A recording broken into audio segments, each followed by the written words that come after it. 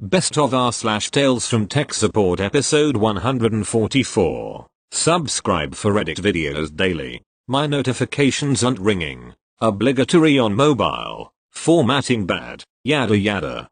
Cast, me, friend. So I'm not really IT, just slightly techier than your average user. This one person I knew approached me one day and the following conversation ensued. I've been having some trouble with my phone lately. Would you mind taking a look? Me, sure. What's going on?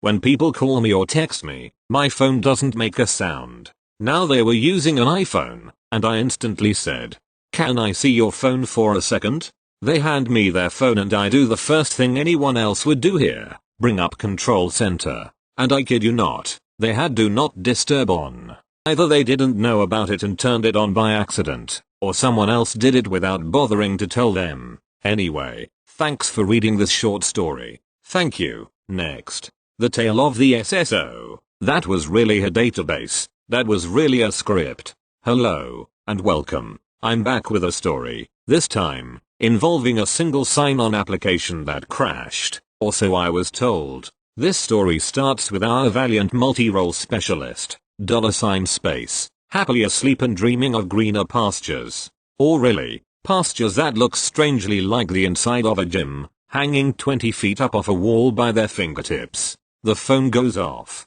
$space. No reply. There are snores about. Our single sign-on is down.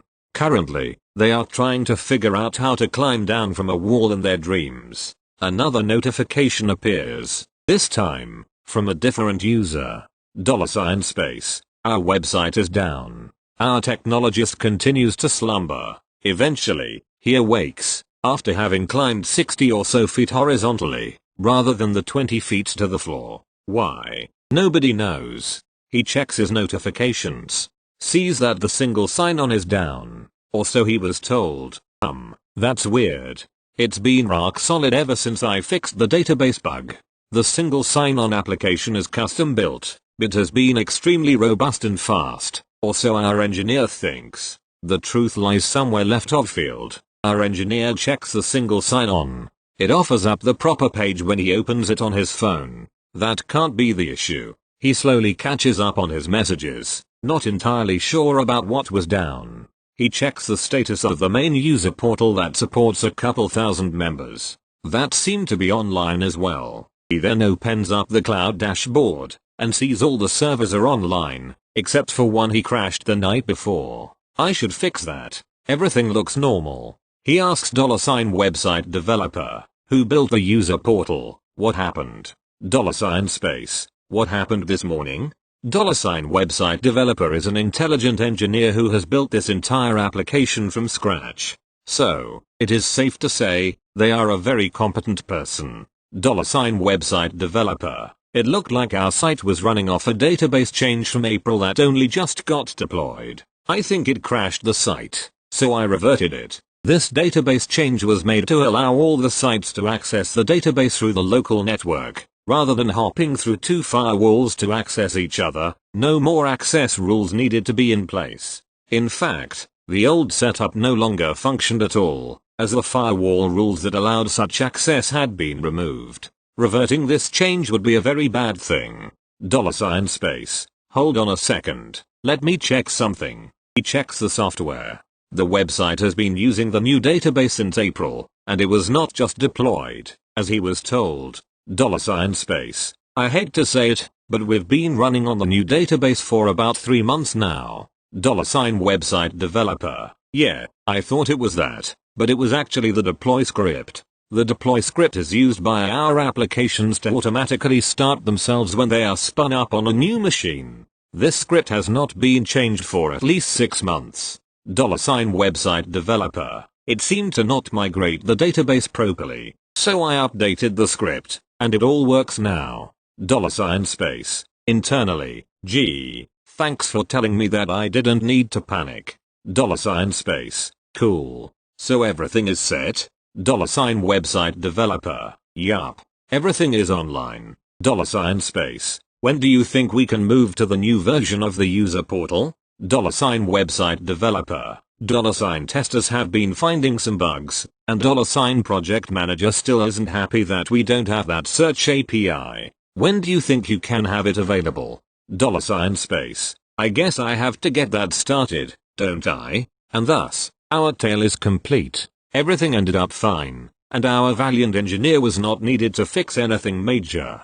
Only the server that they crashed the previous evening. TLDR. The SSO was down. Except it wasn't. The database was actually down. Except it wasn't. The deploy script was broken. Thank you. Next. FBI fax lockdown. After my Black Magic fax post the other day, I got thinking about some of the other more interesting jobs I had as a repair tech. Tried posting this a few days ago but bumped the X button and lost an hour of typing. For the love of user frustration, Reddit, add a save draft feature. Anyway, here I go again. Our company got a call from a small FBI field office about 40 minutes from our store. They needed a tech to fix a Panasonic fax machine that had jammed up and they couldn't get it working. They said the reason they were using us is because we were an authorized dealer and it would be faster than getting one of their techs with clearance on site. I got picked since I was still one of the newer techs and I was probably the most qualified Panasonic tech other than the two lead techs. Everyone else was either more network/PC focused. I called their office and got all the info I could on the error/state of the machine, as well as received instructions on where to go and who to talk to on arrival. They also sent over a form I needed to fill out and return so they could process a background check on me and get me temporary clearance. I was honestly a little weirded out by the background check but figured I was standard protocol since it was an FBI office. Cut to 2 days later, I grabbed everything I could think of part-wise to try and make sure this would be a one-time trip, loaded up the car and headed out. Upon arrival, it was a standard-looking business building with its own parking garage. I grabbed my tool bag and paperwork portfolio and headed in, got off the elevator and went to the only labeled door on that floor, rang the bell and got buzzed in. I was buzzed into a small waiting area where my tool bag and portfolio was searched. Then a gentleman came out and said he'd be my escort to the machine. Okay, feeling a bit more nervous now. I'm shown into a small room with a small table and chair, one door controlled with a keypad, no windows, and 2 cameras up in opposite corners. No machine, just the table and chair. I looked at my escort with a WTF face. He said have a seat and the machine will be brought to me. Okay. Started unpacking my tools and grabbing the usual suspects for teardown. About 2 minutes later the machine is rolled in on a mail trolley and placed on the table. Escort. Okay, here you go. If you need anything else just ask the guard. I'll be back if you need me. Wait, guard? WTF. He darted out of the room before I could say anything and in steps a MIB agent minus the shades. He says nothing and just stands there. Me. Guess I'll get started. Guard. I powered on the machine. After its standard boot up, I'm greeted with a telltale grinding sound of broken plastic and an error indicator for jam in the fuser. Yay. I started opening all the doors and looking inside to see what was stuck where. Saw the trail edge of paper stuck in the fuser. Popped open the back cover and no paper was on the other side of the fuser. Sadly, I knew exactly what this meant. This particular model had a tech bulletin regarding the fuser drive gear breaking and causing paper to either accordion in the fuser or wrap around the hot roller. Added fun fact was this model also needed to be completely ripped apart to get to the fuser. Luckily I had a replacement gear in my tool bag. Me. Pretty sure I know what the issue is, but it's going to take about 3 hours to fix, just so you're aware. Guard, head nod. Dude.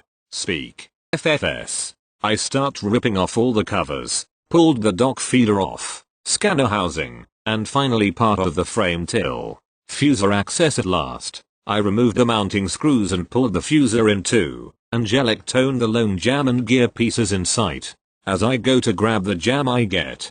Guard, sir. Jesus Christ, man. He scared the crap out of me so bad I accidentally threw my screwdriver over my shoulder. Me. Yes. Guard, I'll take that. He reached over, pulled out the paper and then stepped out for about 30 seconds, then popped back in. Guard, okay, you may proceed. Me. Okay. I replaced the gear, cleaned out the busted plastic, and proceeded to put this pain in the ass back together. Got everything reassembled and it was time to power back up.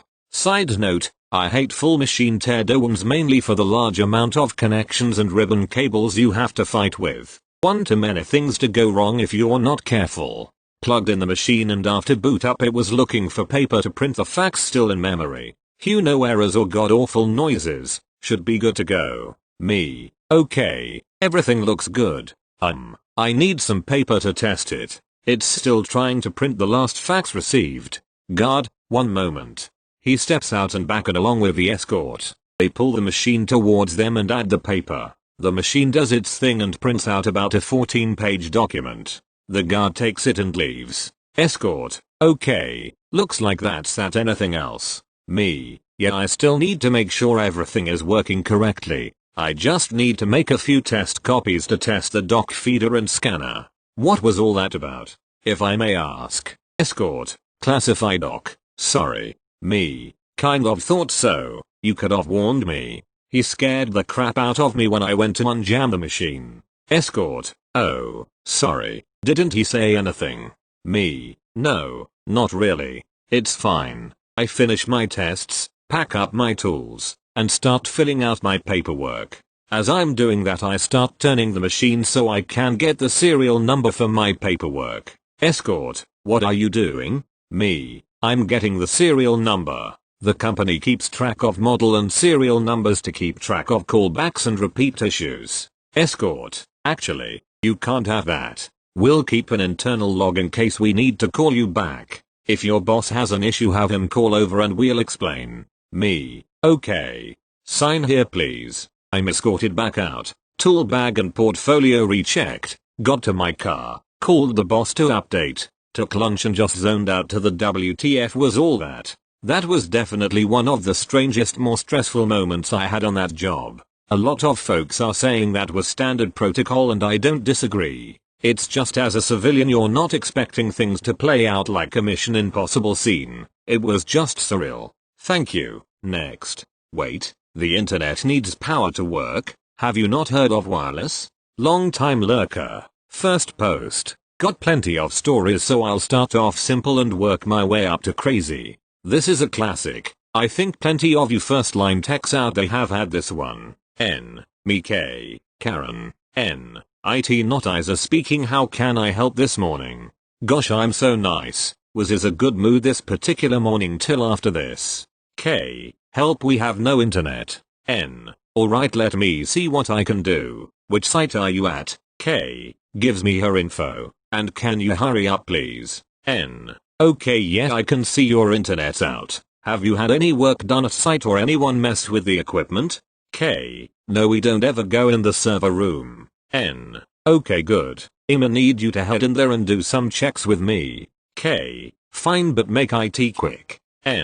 Okay, first would you be able to send me a picture of your site's network setup so I can see what you're looking at? Yeah, I know that's dumb, but this particular customer has so many different sites and work with like 4 ISPs. Each site setup can be so different to another's. We've found it so much easier to get a picture from them. K. Okay, I can send it, but it might be a bit dark.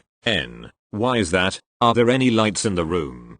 K. Yes, but the power's out. K. Alright, I go on to explain how it needs power to work. K. But we have Wi-Fi, which means wireless, right? Yes, that's true. I explain how Wi-Fi works. K. Oh, I thought it was just a coincidence that the internet went when the power did. Right. K. So will you fix the power please? Sorry Karen, we don't deal with that. K. But you're IT. That's why I rang you. And now you tell me you can't help. Wait, did you ring me because the power was out, or to fix the internet? K. Both. At this point I'd run out of energy to question further. Okay Karen, I'm going to put you through to your internal property department. Have a nice day. Click.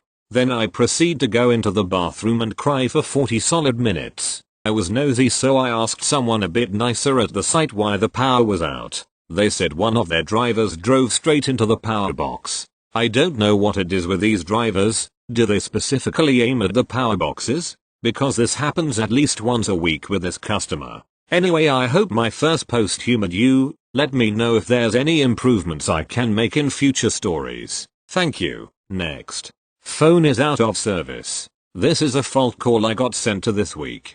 Customer reported that one of their IP phones was out of service since they returned to work post-lockdown. I'm assuming that our first line support guys couldn't resolve it, and this is why it was passed to me, a field engineer. I called the customer to try and see if there was any chance I could resolve the fault remotely first before going to site. One of the first things I asked was if the phone was completely dead or if anything was being displayed on the screen. The customer told me that it was displaying out of service on the screen. Based on this info, I advised them that I would indeed need to come to their site to investigate further. On arrival, I was taken to the faulty phone and immediately could see that it was, in fact, dead.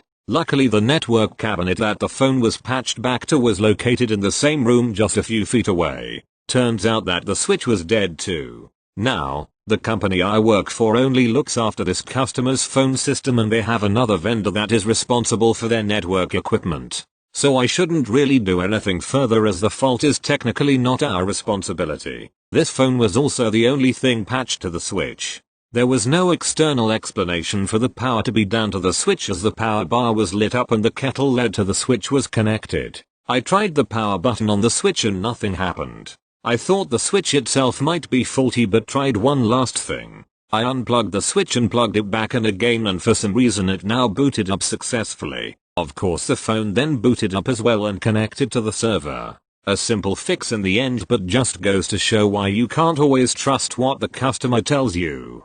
By rights, I could have palmed it off and told them to contact their network support to look at the switch, but I know they are based somewhere that would require them to fly someone over, as they don't have any engineers based where we are. Thank you. Next. It's not really an emergency. Here in Australia, we call 000 for emergencies. This will be important later. This was 1996-ish. We had the web. Just, home internet was pre-56k dial-up, and corporate offices were connected with ISDN and Sprint. Our office had a PBX system where you dialed 0 to get a line out, then dialed the number you want. Our regional operation absorbed the Hong Kong office and we had to hook them into our systems. The HK office, however, didn't have ISDN. We had to use a dial-up modem. So I set up our email system to dial the HK office once an hour to collect email, 0 to get a line out, 0015 to prefix an international call, 852 for HK, etc., etc. This was 25 years ago now, so I can't remember how I fucked up, but I remember very well the stern expression on the face of our office facilities manager as she approached my desk on Monday morning. Ratster. I don't appreciate being called by the police at 10 p.m. on a Friday night. It turns out that the modem was connected to a directly connected outside line, and not a PABX line. So my dial string of 00015 etc. was going straight through to emergency services. It would try 3 or 5 times, then give up until the next hourly task would kick off. Thank you. Next. The sprinkler system malfunctioned. Can you fix our machine? Short but amusing one this round. The courthouse in our county was getting some renovations and upgrades to the various offices they're in. About 2 weeks after some of the floors opened up, we got a call saying there had been a sprinkler system malfunction and they needed us to check their copier. I showed up and immediately said nope the second I saw the machine. The copier was covered in black crap and re-aked. In case you didn't know, sprinkler systems are not nice and clean like they're shown in the movies. They have all kinds of crap sitting in the pipes from years of sitting there and stink to high heaven from stagnant water. The whole office was covered with black sludge and just smelled like toilet water. The office IT guys got super lucky since most of the systems were under desks or hatches, so they were either completely safe or had a little bit of water hit them. Also, they were on good surge protectors, so none of them got fried. The monitors and keyboards were scrap at this point. They asked if I could fix the copier, and if not they needed a full report on what it would cost to repair to submit to their insurance. I immediately said fixing it now is out of the question since this thing was out in the open and basically had went through a downpour. I started trying to see if anything was salvageable and tried to get an itemized list of what all it would need. I lifted the dock feeder to find about an inch of water inside the optics scanner section. Opened the main doors and the inside was completely covered with black sludge. This thing was not on a surge protector because reasons. I take about 15 minutes to look at this thing and tell them we'll send over a repair estimate. Talked to the boss about what all I should put on the list and he said just make a list of every board and main section in the machine. Get prices and I'll send the insurance a cost to repair versus cost to replace. Insurance will always go the cheap route and replacement was definitely going to be cheaper. Eventually we get the go ahead to replace. Was a good upgrade for them too since the replacement boards bought individually are a fortune and that drove the repair price through the roof. Also made sure there was a surge protector on the new one. No idea why replacement boards are so expensive. You can literally buy a working used machine, same model, for cheaper than replacing the main boards like 90% of the time.